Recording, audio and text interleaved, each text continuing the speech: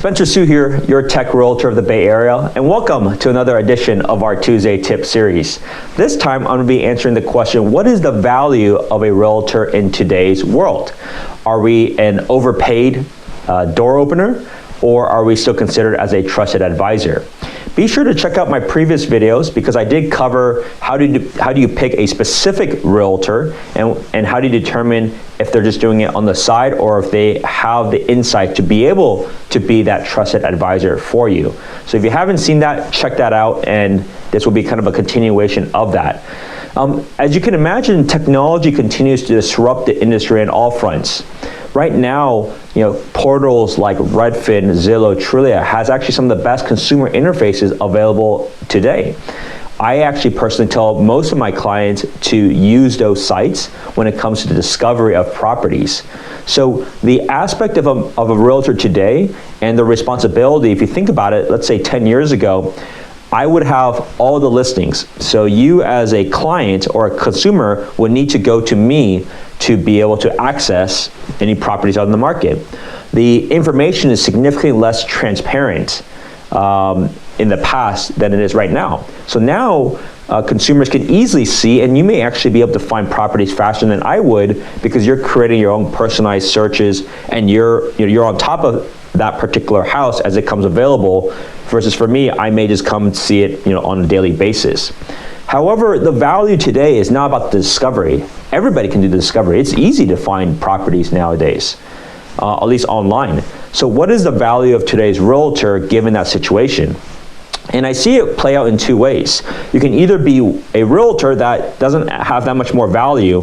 If their only value in the past was having this book that now you can see online, all they are is a professional door opener. There's nothing else to do.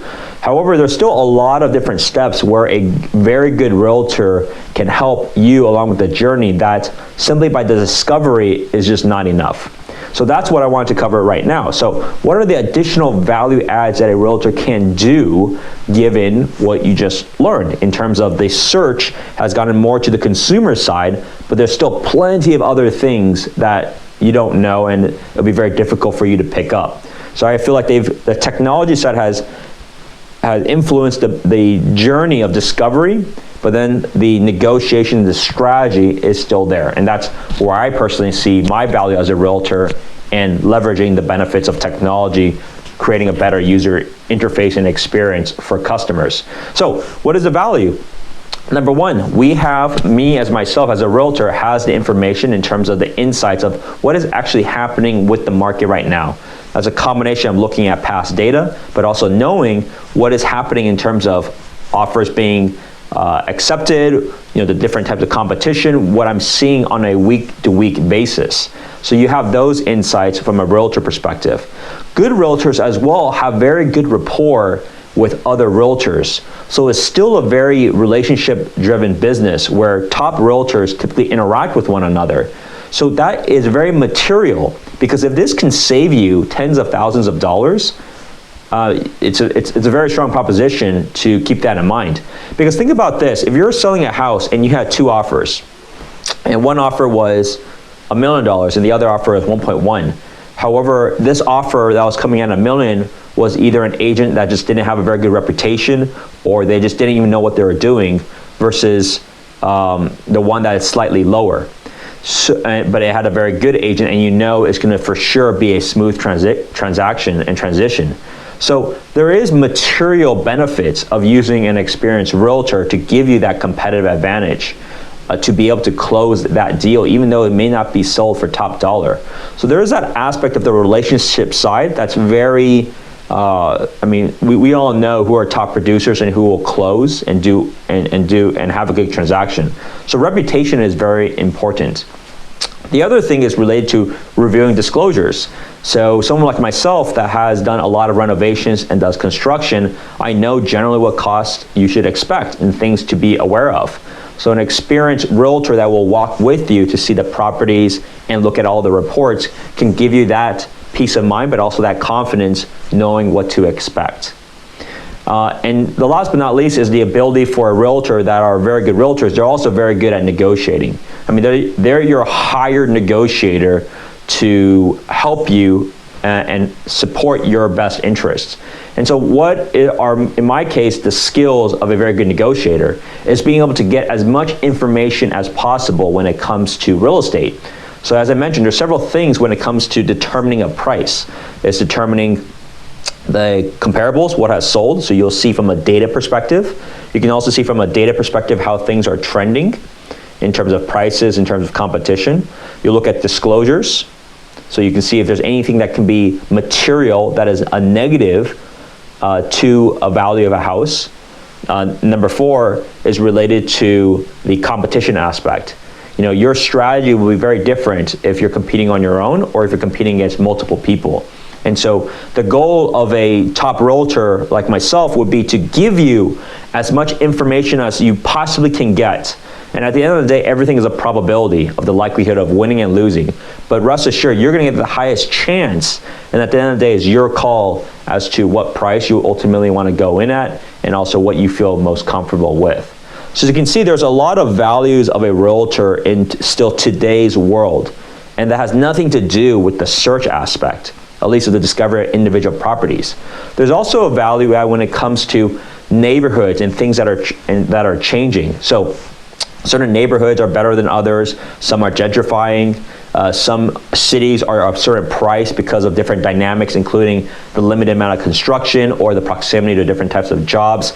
So there are other aspects of neighborhoods and cities that a realtor can help you with. So there is that aspect to also consider. Now, the other thing that I like to bring up too in my circle, in my network, is a combination of not just being able to do the real estate piece very smoothly and having a delighted experience. You can check out all of my reviews based off of that.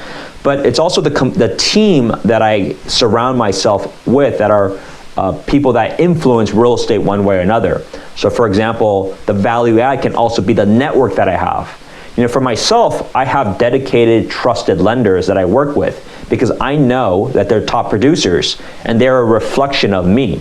So you know, if you work at somebody at Wells Fargo, Bank of America, or US Bank, these different banks or brokers, you know that I vetted them out because it's my reputation on the line. And I also want to align myself with people that clearly know what they're doing and they're also top of their industry. Because just like there's a lot of realtors, there's also a lot of lenders. And not all lenders have the same skill level. And there's a reason why some can do over hundreds of millions of loans a year and why some may be at the low tens of millions. So there are significant differences of the skill of a lender at the same time. But there's also other aspects. So it could be contractors, it could be painters, it could be flooring specialists, it could be inspectors. There's all these other aspects which is very difficult, and for someone like myself, they have their reputation on the line. They want to deliver the best job, otherwise they'll lose my business and everyone else that I would send to them. So there's this aspect of scale that happens in this business that is hard to overlook. And the last thing I want to bring up is related to the network that happens afterwards. As you can imagine, people that can afford and the people that I would want to align myself with here in the Bay Area are all doing very interesting things. And so there is a special network of my clients that I do special events for. I like to connect those that might benefit one another. I do interesting pop-bys. So recently I dropped off some nice Hawaiian treats for all of my clients all around the Bay Area. It took literally a full day to do so, but it was good to catch up and see other people. So there's this aspect of the network that happens afterwards in what I call like a client for life type of program. So I have the fortunate opportunity to do that with my clients, and we're gonna have annual events, if not sometimes even more frequently, depending on how things shape up given the current situation. So those are what I feel like are the value adds of a modern realtor today. Hence why I wanted to share this and why it's very important to understand where the landscape is, how it's likely to keep moving, but make no mistake, there's still a lot of aspects that people don't really fully grasp about the value of a realtor. So I hope this was helpful. This is the weekly Tuesday tip series. If there's any questions or anything I can help you with, please let me know anytime. I've been able to have a lot of fantastic calls based off of these series. Other than that, have a great week, and I'll see you at the next one. Bye now.